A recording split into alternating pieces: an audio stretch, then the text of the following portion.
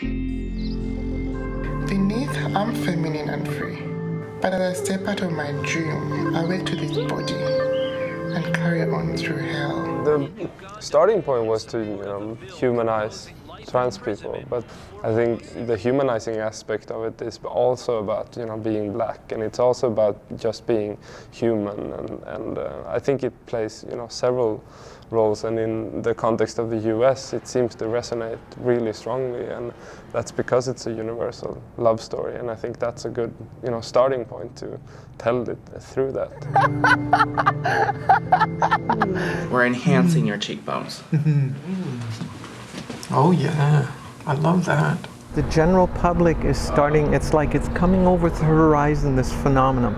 And a lot of people are seeing it in a much more positive light than they did in the past. So it's becoming more accepted. But it's not like general. It's places that it's not so much, and other places it's greater. So it's not an even thing.